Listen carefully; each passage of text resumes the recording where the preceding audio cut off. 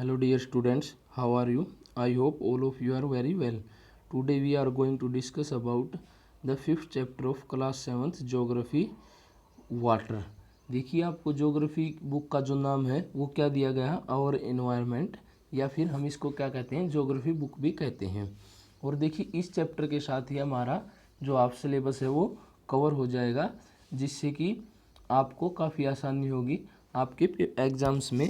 तो आप वीडियो के साथ लास्ट तक बने रहें और आने वाली वीडियोस के लिए भी इस चैनल को सब्सक्राइब कर दें अगर आप चैनल पर नए आए हैं तो, और पिछली वीडियोस को भी देखें जिससे आप एग्ज़ाम्स में अच्छे मार्क्स स्कोर कर सकें। तो आइए हम शुरू करते हैं चैप्टर को। देखिए, when you think of water what image come your mind, यानी कि आप जब पानी के बारे में सोचते हैं, जल के बारे में सोचते हैं, तो आपके दिमाग में कैसी तस्वीर आती है। You think of rivers, the waterfalls, the pitter patters of rain drops, water in your taps, children love float paper boats in rain puddles. यानी कि आप क्या सोचेंगे, आप नदियों के बारे में, झरनों के बारे में, बारिश के बारे में सोचेंगे। और आप जब वर्षा होती है तो उनमें कागज़ की नाव तैरा कर काफ़ी खुश होते थे बच्चे, जब वर्षा के पानी से भर जाता है, जो खड्डे होते हैं वो भर जाते हैं, तो उसमें आप क्या करते हैं, कागज़ से नाव तैरा कर काफ़ी खुश होते हैं। By noon the poodles vanish, यानी कि जो दोपहर तक खड्डे क्या हैं वो सूख जाते हैं, यानी कि उनमें जो पानी होता है वो कहाँ पर चला जाता है, where does the water go, कहाँ पर पानी चला जाता है। The sun's heat causes evaporation of water into water vapours. देखिए जो सूर्य की गर्मी होती है वो क्या करती है, इवेपोरेशन का मीनिंग होता है वाष्पित करना, यानी कि वाष्पीकरण, यानी कि जल को भाप बनाना क्या कहलाता है, वाष्पीकरण कहलाता है, इवेपोरेशन कहलाता है। Water changes into water vapours, यानी कि पानी किस चीज़ में चेंज हो गया, भाप में बदल गया, तो वो क्या कहलाता है, वो प्रोसेस इवेपोरेशन कहलाता है। When the water vapor cools down, it condenses and forms clouds, यानी कि जब क्या होते हैं वाटर वेपर, यानी कि जो जल वाष्प हैं वो ठंडे होते हैं तो क्या करते हैं, वो इकट्ठे होकर बादलों का निर्माण करते हैं। फॉर्म क्लाउड्स मीन्स बादलों का निर्माण करते हैं। From there it may fall on the land और sea in the form of rain, snow और स्लीट, यानी कि जब ये क्या करते हैं, बहुत ज़्यादा ठंडे हो जाते हैं तो ये क्या करते हैं, बारिश, या फिर देखिए रेन्स मीन्स होता है बारिश, स्नो मीन्स क्या होता है, बर्फ़, और जो स्लीट उसे क्या कहते हैं, स्लीट मीन्स क्या होता है, ओलावृष्टि आप कह सकते हैं, एक प्रकार से ओलों के रूप में पृथ्वी पर गिरते हैं, ये पानी वापस पृथ्वी पर आ जाता है।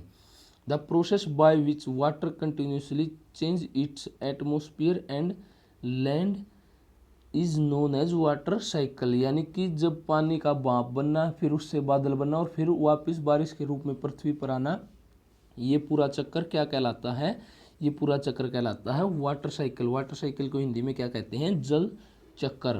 देखिए साइकिल मीन्स आपका चलाने वाला साइकिल नहीं, उसको बाइसिकल बोलते हैं इंग्लिश में। वाटर साइकिल मीन्स होता है कि जल चक्कर, जल चक्कर इसको हिंदी में बोलते हैं। Our earth is like a terrarium, यानी कि देखिए टेरियम मीन्स होता है कि इसको हिंदी में बोलते हैं थलशाला। हमारी पृथ्वी किसके समान है, एक थलशाला के समान है। The same water that exist centuries ago still exist today, यानी कि जो पानी कई शताब्दियों पहले था, हाँ, वही आज भी हमारे यहाँ पर मौजूद है।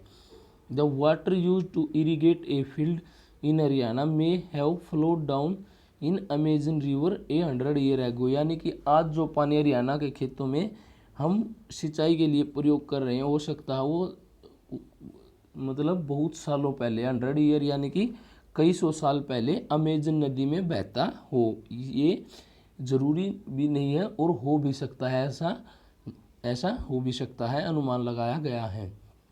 The major source of fresh water are the river, ponds, springs and the glaciers, यानी कि फ्रेश वाटर होता है जो मीठा पानी जो हम पीने के लिए यूज कर सकते हैं, उसके मेजर सोर्सेज यानी कि प्रमुख स्रोत क्या हैं, नदियाँ, झीलें और झरने, ग्लेशियर्स यानी कि ग्लेशियर का प्योर मीनिंग होता है हिंदी मीनिंग हिमनद यानी कि ग्लेशियर, जो पानी बर्फ के रूप में जमा हुआ है उसे हम कहते हैं glaciers. The oceanic bodies and the seas contain salty water, यानी कि जो समुद्र और महासागर उनमें कैसा है, साल्टी वाटर यानी कि खारा पानी है। The water of the oceans is salty और saline as it contain large amount of dissolved salt, यानी कि जो समुद्रों का पानी है वो बहुत खारा क्यों है, क्योंकि उसमें बहुत अधिक मात्रा में क्या घुला हुआ है, नमक घुला हुआ है। The most of salt is sodium chloride और common table salt that you eat, यानी कि जो ये नमक घुला हुआ ये कौन सा है, ये सोडियम क्लोराइड नमक है जो आप खाने में प्रयोग करते हैं, वही नमक क्या है, समुद्रों में घुला हुआ है। देखिए यहाँ पर जो मैप दिया गया है, हम मैप रीडिंग अपने चैप्टर के बाद करवाएंगे आपको कि सभी मैप्स में क्या क्या दिया गया है, अच्छे से इनको आपको रिवीजन करवाएंगे। देखिए यहाँ पर क्या है, डिस्ट्रीब्यूशन ऑफ वाटर बॉडीज, यानी कि पानी का वितरण, यानी कि कहाँ पर कितना पानी है किस जगह पर। We all know that 3/4 of the earth surface is covered by water, यानी कि हम सभी जानते हैं कि जो पानी का जो धरती का 3/4 भाग हो, देखिए 3/4 मीन्स होता है 3/4 भाग, वो किस चीज़ से ढका हुआ, पानी से ढका हुआ है। If there is a more water than land on this earth why do so many countries face water scarcity, यानी कि देखिए जब पृथ्वी पर इतना पानी है तो बहुत से देशों को जल की कमी का, वाटर सेक्रेसी होता है, जल की कमी का सामना क्यों करना पड़ता है। देखिए इसका रीजन भी आपको बताया गया है। Is all the water on the earth available to us, यानी कि हमारी पृथ्वी पर जो पानी है वो क्या हमें पर्याप्त है, उपलब्ध है। The following table give you the distribution of water in percentage, यानी कि नीचे दी गई जो टेबल है इसमें आपको पानी बताएगा कि कितना कहाँ पर। देखिए ओशियंस यानी कि समुद्र और महासागरों में कितना पानी है, 97%, यानी कि 97% पानी। अब आप अंदाज़ा लगा लीजिए कि 97% पानी तो हमारे पास खारा पानी है, उसको हम यूज नहीं कर सकते। फिर यानी कि आइस कैप्स जो बर्फ़ के रूप में जमा है, यानी कि हमारी पहुंच से ही बाहर है, वो कितना है, 2% पानी है। तो हमारे लिए कितना पानी बचता है यूज़ करने के लिए, देखिए 97 और 299, यानी कि हमारे लिए कितना पानी बचा, सिर्फ और सिर्फ हमारे लिए 1% पानी बचा यूज करने के लिए। उसमें से भी कुछ पानी अंडरग्राउंड वाटर है और कुछ पानी को हमने पोल्यूटेड कर दिया, यानी कि रिवर्स को हमने प्रदूषित कर दिया है। तो आइए अब हम आगे पढ़ते हैं। Water distribution can be demonstrated by a simple activity, यानी कि जो पानी का वितरण है वो उसका को प्रदर्शित किया गया है एक सिंपल एक्टिविटी के द्वारा। ये देखिए एक्टिविटी दी गई है, इसमें आपको क्या समझाया गया है कि मान लीजिए आपके पास कितना पानी है।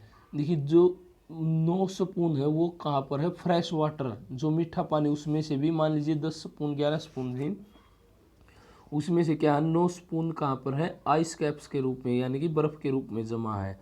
2 स्पून के बराबर पानी कहाँ पर है, वो कहाँ पर है, वो है ग्राउंड वाटर, यानी कि भूमिगत जल जो पृथ्वी के नीचे है, जिसे हम ट्यूबवेल या नलकों द्वारा निकालते हैं।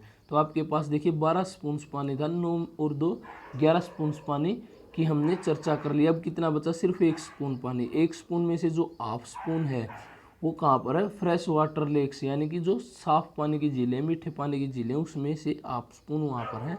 और केवल हाफ स्पून पानी ही कहाँ पर है, नदियों में पाया जाता है।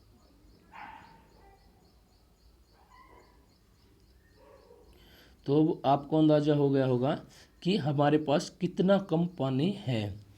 Water is essential for survival, यानी कि पानी जिंदा रहने के लिए बहुत ज़रूरी है।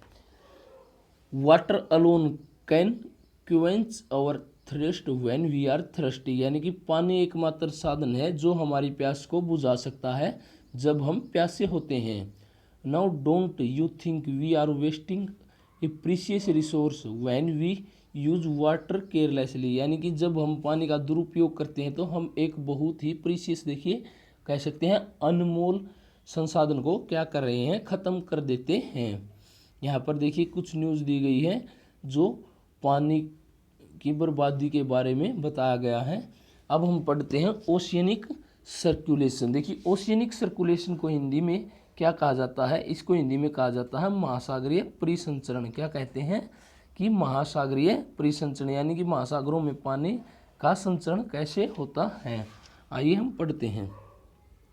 There is something magical about walking bare feet on the seashore, यानी कि देखिए क्या बताया गया है कि जब हम समुद्री पैर पर नंगे पांव चलते हैं तो हमें क्या होता है, एक जादू की अनुभूति होती है। मैजिकल मीन्स जादुई अनुभूति होती है, यानी कि हम जादू से महसूस करते हैं। The wet sand on the beach, the cool breeze and sea birds, the smell of salt in the air and music of waves, everything is so fantastic. यानी कि जो वेट सैंड मीन्स होता है गीली मिट्टी होती है समुद्र के किनारे पर, और जो ठंडी हवा चलती है, और वहाँ पर सी बर्ड यानी कि समुद्री पक्षी आपको देखने को मिलते हैं, और जो नमक की खुशबू होती है, जो महासागरों में नमक होता है उसकी खुशबू, और जो समुद्री लहर यानी कि जब समुद्र में लहर उठती हैं तो आवाज़ें करती हैं, उनका क्या कहा गया है, उनका म्यूजिक हमें फैंटेस्टिक लगता है, बहुत ही आकर्षक सम्मोहित करने वाला होता है। तो नेक्स्ट हम करते हैं unlike the calm water of ponds and lakes, ocean water keeps moving continuously, यानी कि जो महासागरीय जल होता है वो हमेशा क्या करता है, गतिमान रहता है, यानी कि चलता रहता है। गतिमान मीन्स होता है कि वो हमेशा चलता रहता है, मूविंग कंटिन्यूसली यानी कि चलता रहता है, जबकि जो झीलों और तालाबों का पानी होता है वो थोड़ा ठहरा रहता है, लेकिन महासागरों का पानी क्या होता है, चलता रहता है। It is never still, the movement that occur in oceans can be broadly categorised as waves, tides and currents, यानी कि जो पानी महासागरों में चलता रहता है उसे हम कैसे बांट सकते हैं। देखिए वेव्स मीन्स होता है तरंग, टाइड्स मीन्स होता है ज्वार भाटा, और करंट्स मीन्स होता है कि महासागर में चलने वाली महासागरीय धाराएं। तो देखिए यहाँ पर दिया हुआ, do you know March 22 is celebrated as world water day, यानी कि जो 22 मार्च को विश्व जल दिवस के रूप में मनाया जाता है। तो आज हम इस चैप्टर को यहीं तक करेंगे, और इसका जो लेफ्ट पार्ट है, रिमेनिंग पार्ट है, वो हम नेक्स्ट क्लास में करेंगे। इस चैप्टर को आप अच्छे से पढ़ें, ध्यान से पढ़ें, और इसकी क्वेश्चन आंसर की PDF भी आपको जल्द ही चैनल पर मिल जाएंगी। Okay, thank you students.